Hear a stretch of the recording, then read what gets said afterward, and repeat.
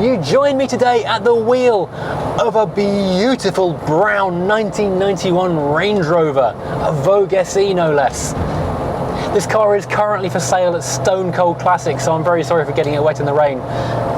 But come along for a full look around this amazing slice of 4x4 history. And if you like reviews on unusual retro cars like this, then do please hit the like and subscribe buttons down below somewhere. That side, no, that, I don't know, it's underneath the picture right now. Subscribe, do that thing. Thanks. Before we get into the review, I just want to take a moment to thank today's sponsor, Carly. Not just for this video, but for making it easy and in fact possible for anyone with a newer car or a modern classic to look after it ourselves at home. And by new, I mean anything with an OBD2 port that you normally have to take to a garage to be diagnosed with problems, you can now do from the comfort of your own home with a cup of tea on the go. The device itself is tiny and just slots into the OBD port and away you go. If I'd had this a couple of weeks ago, I could have saved myself nearly £200 using it to diagnose a faulty DPF sensor and changing it here at home, and turning off the warning lights here in the driveway. The Carly device connects to the Connected Car app on both iPhone and Android and can give manufacturer level diagnostics, and depending on the model can unlock hidden features from higher spec cars or models from different territories around the world, lets you reset your service intervals, and when looking at buying used cars can be used to check for odometer fraud and see how the car's been driven in the past. The app is free to download and to use in light mode. Upgrading to the full version gives you access to all features. Exactly what you can do varies by car, so check out the full list of models on their website. So take a look at the link below and see what your car can do. And if you use the code FURIOUSDRIVING, there's 15% off waiting for you at the checkout. So if you want your mirrors to fold in when you lock the car, or side windows to keep on rolling up when you've turned the ignition off, or how about if you're going to a car show and want US style turn signal running lights, maybe you can code those on with Carly. So after clearing some historic faults, this car is showing up as acceptable. Only 2 issues found, something to do with a media interface and a blown number plate bulb. For a high mileage work hack, that's not bad going. Everything looks good, but if anything does break, it means I can now figure out what it is. So with Carly, you can safely personalise your car and bring maintenance back home. So head to the link in the description and start fixing and saving money now. Now, back to the review. Hello, welcome to Furious Driving, and this is a Range Rover. Specifically, it's a 1991 Range Rover Vogue SE. We would now call it a Range Rover Classic in the current nomenclature of the day. The Range Rover originally appeared back in 1970. Technically, it's a 60s car because the 60s didn't really end until the early 1970s, and the development all happened in that decade. But that car was a very different proposition. There's a lot of similarities between the original 3-door Range Rover and the 90s luxury beast we have here. But there's a lot of differences as well. Most notably being, it's got back doors. Because those original Range Rovers, which we'll talk about in a separate video on another day, were really designed as a farmer's friend. The moneyed landowner, the gentleman farmer, could have something to cruise around, put his sheep in the back on the weekdays and pop into town, look a bit smart at the weekend. Come the 1980s though, there was a demand for a bit more, so customising houses like Monteverdi were doing their own custom 5-door conversions, which Land Rover actually approved and gave warranties to. But it wasn't until 1981 an official 5-door body came out. This is when the first Vogue models appeared in the shops. And this is the point where the Range Rover started going properly upmarket. So the shape didn't really fundamentally change in the entire production run from the beginning of the 70s till 1996, when the car was finally killed. It was actually replaced in 1994 by the P38, but they kept it going as the classic model until 96, so 2 years it ran concurrently with its own replacement, and then it lived on even more as the underpinning of the original Discovery and the Discovery 2. In fact, Autocar have it listed as the 27th longest lived unchanged single model of any car in history. I think the Beetle probably holds the record. I need to check that one day. That'd be good trivia for a pub quiz. Now this bodywork is distinctively angular, unlike modern SUVs which are fake by 4s. There are no curvy, swoopy styling bits. This is form follows function, and it looks all the better for it because beauty comes from within. The body panels are mostly aluminium for lightness and for rust resistance and ease of repair, apart from obviously the tailgate, which notably rots like bilio on all Range Rovers. And this is over a steel safety structure. It was the same design team who put together the Rover P6 and the SD1 and the P5. They had a lot of experience now by this point of aluminium, safety shells and this kind of stuff. Although the car was officially designed by David Back, who did the P6 and the SD1 among other cars, the styling actually came about kind of by accident. The engineering team put flat aluminium panels around that steel inner structure, and everyone kind of agreed it looked really good. And David Back indeed just tweaked it really. He put the styling finishes to make it look like a Range Rover and to give it some, you know, actual proper style rather than just engineering necessity. But fundamentally it didn't really change from the shape that the engineering department under Spen King put together, which is quite amazing. Now, although the main shape of the car didn't really change in ever, the front end of the car did get a facelift in 1984 when it went from a metal grille to this rather more modern looking slatted plastic grille. It still kept the round headlights and these indicators which can be traced back all the way to the early 70s. Still has a metal bumper, but plastic finishes on the end make it look a lot more modern. And being a 90s car, it now had this big under bumper air dam with the frog lights incorporated, which again give it a far more modern face and disguises the fact that by this point their design was over 2 decades old. And again, being a 90s car, we have the ultimate of 90s Land Rovering accessories. These light grills on the front and rear, these are absolutely fantastic. This one even has a little notch out because it doesn't have headlight wipers, but it does have headlight washers. So a little notch out of the lower rung of the grille so it can still squirt up at the headlamp. Brilliant, they thought of everything. And talking about styling, these 3-spoke alloys, this is one of the very few cars that can pull off unironically a 3-spoke alloy and look good doing it. Now here, under this big clamshell bonnet, a styling trope which has been echoed into the latest Range Rovers even today. I keep forgetting it's a luxury car, but it's an old luxury car, so it has still got a big metal stick rather than hydraulic stuff. You will find the Rover's venerable, legendary V8 engine, one of the most stolen engines of all time. I think this and the Chevy V8 are the two probably most robbed out of scrapyard motors you're ever going to come across. In fact, I've done it myself. I've got a 4.6 litre one of these from a later Range Rover sitting in my P6 at home. When the car first came out, it was the same 3.5 litre that was going into the P5 and the P6 and later the SD1. There were of course some tuning differences to the thing, so it delivered its power not quite in the same manner as the car engines. It's not the same power delivery in a big off-roader that needs a lot of low-down torque and grunt for towing and off-roading. By this point, of course, we had fuel injection and air conditioning, and it's all delivered through a 4-speed automatic gearbox with high and low transfer and central diff, as well as front and rears and lockable diffs. So this thing is basically the biggest mountain goat you're ever going to see. Not much will off-road like a Range Rover. Again, so it's one of the most hacked about for off-roading purposes cars of all time as well. Now this tailgate area of the Range Rover is one of its greatest assets and in one small way one of its biggest weaknesses, because you can open up the top end to the glass alone and you can access to all of your boot. If you've got animals in here, if you keep dogs, if you're going hunting, shooting, fishing, that kind of thing, you can reach in here. Your dogs are safe in there, they won't jump out. Your fishing gear can reach in there, your livestock, your farming equipment, anything else, even just shopping down at Waitrose or M&S or Fortnum's can just be going through the glass hatch.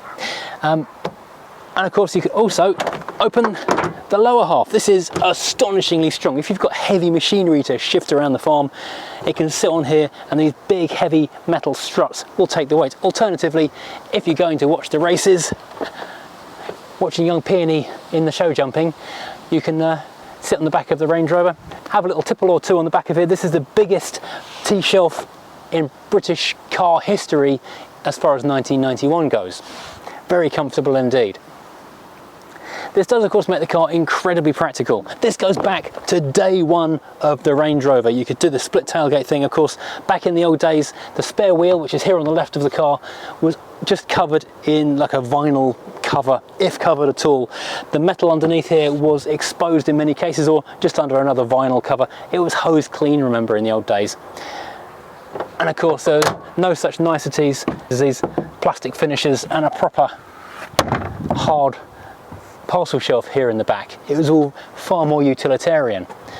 However, We did have a tailgate, and it did even have a heated window back in the early 70s, which was no small beer. However, one thing which is a common factor of all Range Rover classic shape cars is that the rust will appear here and all anywhere here. They just go. You can't help it, really. Right. Now this car is resplendent in metallic Cairngorm brown, which unfortunately got a bit dirty on the drive over here. It rained, the car was spotless a few minutes ago. There's a couple of things to note on the side of the car. We've gained rubbing strips, pinstripes, and these huge, I think these are genuine Land Rover side steps, which give the car a far more modern feel for the early 90s. This is the kind of stuff you just don't really get anymore because things have changed. Now, one thing people will always bring up when they talk about Range Rovers of this age is the Morris Marina door handles. Technically, they weren't actually Morris Marina door handles. Yes, the Marina used them, but they were just BL parts bin parts. They weren't designed for the Morris Marina. They were bought in from an outside supplier, and the Marina just seems to be the car that everyone's latched onto as saying, that's the car that gave the Range Rover its door handles. Of course, that wasn't actually the case. It's just a parts bin thing. Right, let's climb up and in and look around the interior. Now, you do very much climb up into this car. The seats are a long way above the ground, so you step up, command driving position and all that. Then we have got an interesting combination of, well, 1970s style or late 60s style, launched in the 1970s, but redressed to make it look a bit more modern, like a fresh car to be charging real heavy premium money for in the end of the 20th century. Let's start over here on the door cards. Okay, first of all, this has moved on from the original 3-door. The door is a lot shorter for one thing. We've got a beige rubbery plastic thing for the bulk of the door, and that houses actually 2 loudspeakers in both front doors, so we've got serious audio quality going on. Then we've got this carpeted area which adds a touch of luxury and class. Then we have a fairly slim door pocket down the bottom here. Not really big enough for much more than maps, because in those days it was still thought of as a map pocket. Moving up, we have this plastic door handle, which does not feel at all premium, to be perfectly honest, and this has also seen other life and other work in other BL products. Quite a nice sturdy moulded into the door pull, so we can pull in there, and then a bit of wood, because we are a posh car after all, so we've got exciting, expensive bits of veneer. And then there's a little door lock over here. I'm not going to say it's definitely the same part, but to my casual observation, it does look exactly the same as the internal door pull as my Rover 200 R8. Now, moving into the dashboard. This is interesting. I hear you groan. Now, this still has the old hard plastic dashboard. Very, very later on in the production of the Range Rover Classic, this was finally replaced with something soft touch called the soft touch dashboard. Not surprisingly at all. But this goes back to the original, very, very first 3-door Range Rover. You'll notice it is a podular design. We have a dashboard binnacle here on the right hand side in front of the driver, and we have a big cubby T-shelf area on the left hand side, complete with, now in these later cars, a grab handle and a little small minor T-shelf oddment tray here in the centre, all very rubberised and wiped clean. This is also, the car can be reworked easily and quickly for left-hand drive and right-hand drive markets, because they wanted to sell the car all around the world. This is an idea that David Back had used on the SD1 and the Metro as well. It was something he was pretty well versed at. It was a good idea. Now, this isn't the original design of dashboard binnacle. This is actually lifted from the Maestro in 1984. So more BL parts bin stuff sneaking into the most premium vehicle they possibly ever built. It is a lovely shade of brown which matches the exterior, and looking below that, we've got lots of ventage in this wooden strip area below the main dashboard. We've got a total of 5 air vents going all the way across, one to the side of the driver, one to the side of the passenger, and then 3 in the middle, accompanied by a small little analog clock and weirdly located, in fact, this is something Range Rovers always did, was weirdly locate buttons. This is the weirdly located mirror adjusting switch. But something you will notice, a little bit of an incongruence in design here. These are the modern 1990s square, oblong, heavy, curved plastic of the air vents down here. Up here in the old dashboard, which really hasn't changed in 21 years at this point, we've got the hard-edged circular vents which blow on the windscreen but go back to the original car. Nothing's changed there whatsoever. vaguely amusing if you're amused by such things. Now, dropping back down here, we've got a couple of things which haven't changed. We've got this big warning sign about transfer gearbox information, how to change the transfer ratio, engine braking, all this kind of useful off-roading and towing information. But then what we have got, which is different, with this panel of big square buttons for the fog lights, interior lights, all that kind of stuff. These are borrowed from the Rover 800, Maestro again. It's all parts bin stuff from the later Rovers, basically, in the Austin Rovers, which didn't exist in this area here previously, alongside a big air conditioning, heating, ventilation panel, which again, it was far more crude in the 3-door version cars. And we have got a Range Rover branded radio here, usefully in the centre of the car. I say usefully and sound surprised because in the 3-door cars of the 1970s, it lived down here by the driver's knee, if you were lucky enough to get one. Now, down here is where it gets interesting, because we've got many gear sticks. We've got 2 gear sticks, in fact. We've got high, neutral and low ratio selector box here with little more oddment trays for tiny amounts of sweets. Then we've got the gear shifter, big chunky gear shifter just there for the automatic, and then a big chunky handbrake.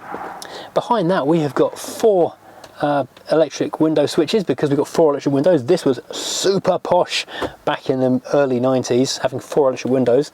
In the UK it was. In America it had been an old hat for a long time, but you know, in the UK we were slumming it, frankly. Then we got a little, well, I say little cubby hole, it's quite a big cubby hole in fact, all flock lined, and a rear tea shelf for 2 rear passengers to have small thermos cups of tea placed in there. Don't spill, because it'll mark your flocking.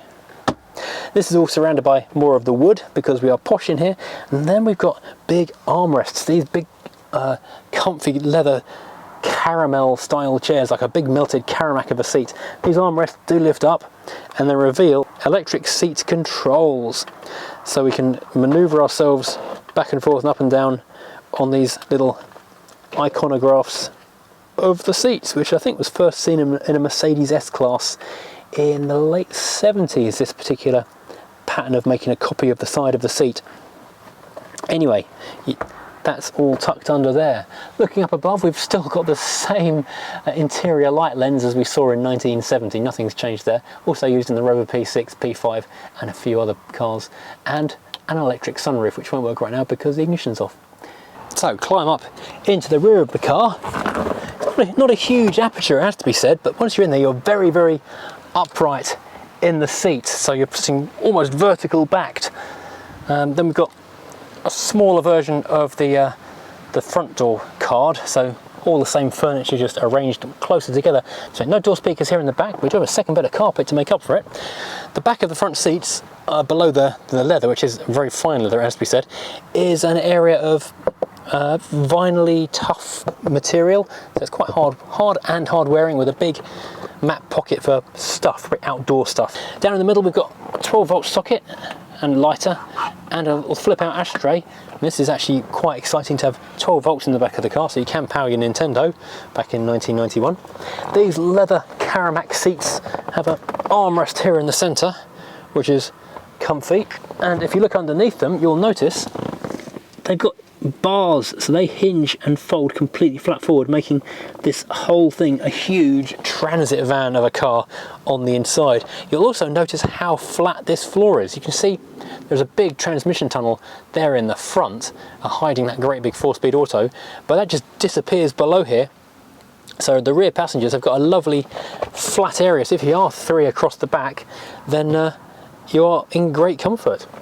Also here in the back, the outer edge people do have nice armrests as well, so not just the door armrest, a big padded armrest here on the edge.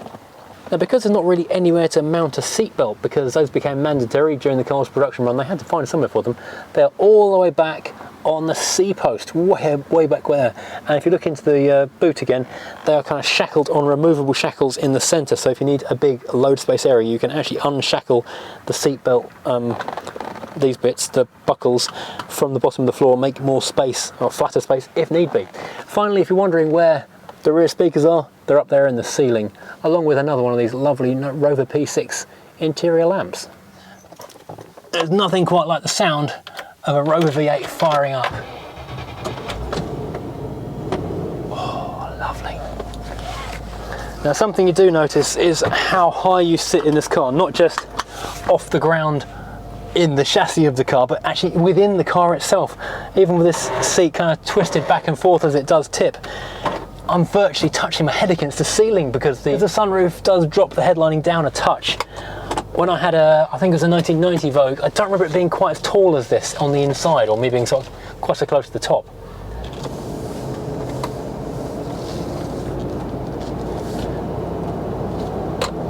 It's quite a chunky, everything's chunky in this car. Now, I'm firmly on record as not really liking SUVs much, and that is really referring to modern 4x4s. When you get something like this, which is basically a big chunk of pig iron that can travel literally anywhere, give it a long enough hose pipe and a snorkel, it will drive under the sea if it wants to. It's a brilliant, brilliant machine. I do love and respect cars that have got a purpose and are practical. Whereas, you know, a modern front-wheel drive only, not particularly good ground clearancey SUV is a bit of a pointless white elephant, more questionable style over lack of substance. So this thing runs on coil springs. Spen King apparently had driven a P6 over the developing ground, the building site of the Rover Works, and found it to be really capable on rough surfaces, and he was really convinced that coil springs were far more comfortable and capable than the leaf springs they were using in the Land Rovers of the time. So he wanted to go with the long travel coils that you have in this thing, and that does give it an amazing soft, pliant ride. But it does mean though, I'm in fact going to give an extra loop of this roundabout just to demonstrate, that it leans to an insane degree. I'm actually falling out of my chair now.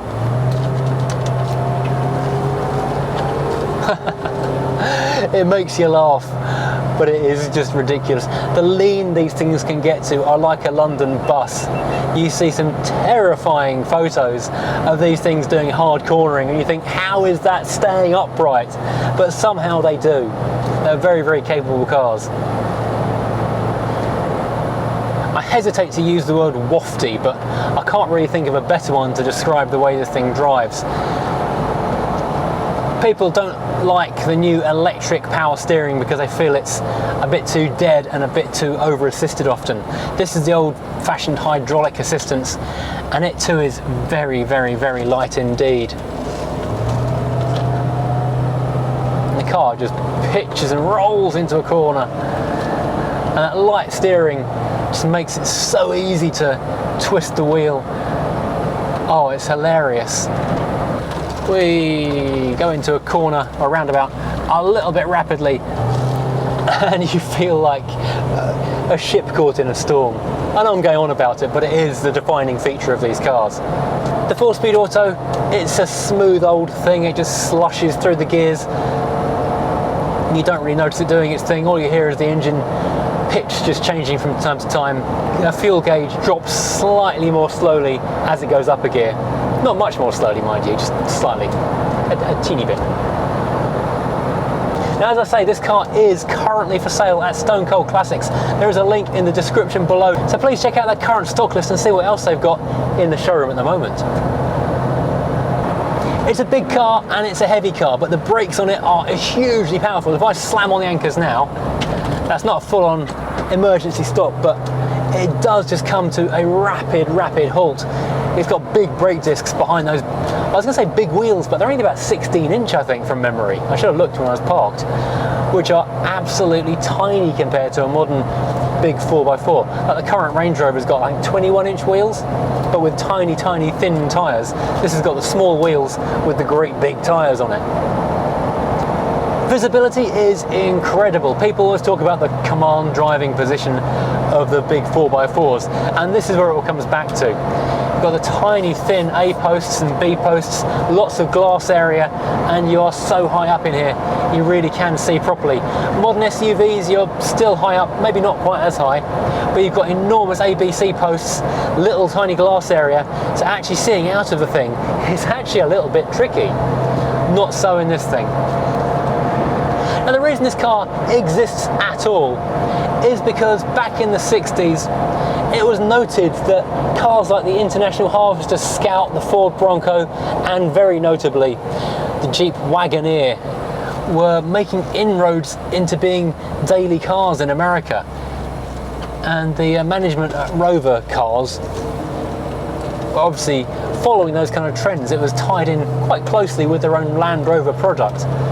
And they realised that if there was a market in America for a comfy drive to town kind of a four-wheel drive rather than a utilitarian, you're doing it because you like your cloth sack and you're whipping yourself with a birch stick kind of level of comfort in a proper Land Rover, they realised there was a market for a fully capable off-roader that was also comfortable. Of course, by the 1980s, that became the Vogue, and that became a fancy, posh status symbol to have about town in London, as much as a utilitarian thing to be driving across a field somewhere. So even though this is still that big old heavy duty thing, we've now got niceties like, you probably can't see it, we've got heated front windscreen in here. There's a button for that somewhere around here, I expect.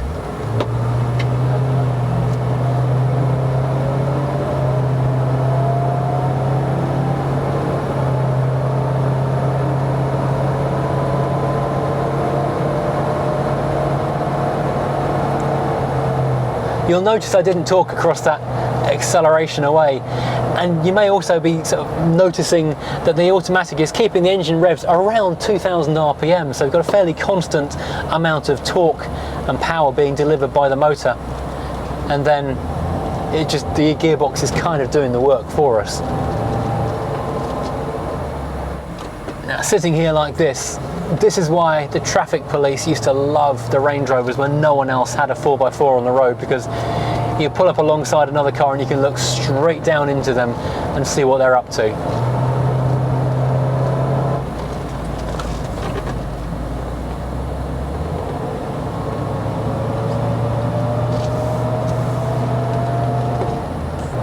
Now, although the two-door was kind of replaced by the four-door in 1981, there were occasional specials and limited runs of the two-door body shell, even as late as, well, the end of the 80s, early 90s. The one that's particularly notable is the CSK edition, which is quite a collectible special with all the extras now.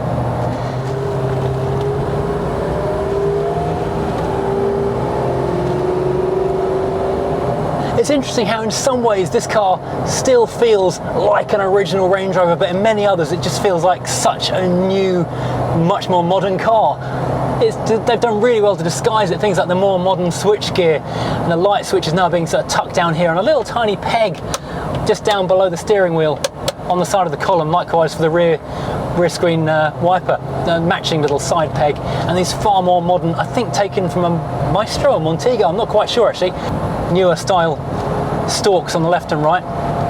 But the way it drives, even with the extra 30 odd horsepower it's now got from the fuel injection and the bigger engine, that still feels very Range Rover like. The noise it makes is much the same. So you climb up and in, perch into the big wobbly beast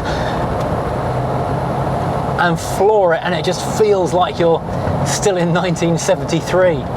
But then you look at your more modern radio, more modern materials around the cabin, the extra carpet, the extra sound deadening, and that suddenly feels like you're in the 90s now.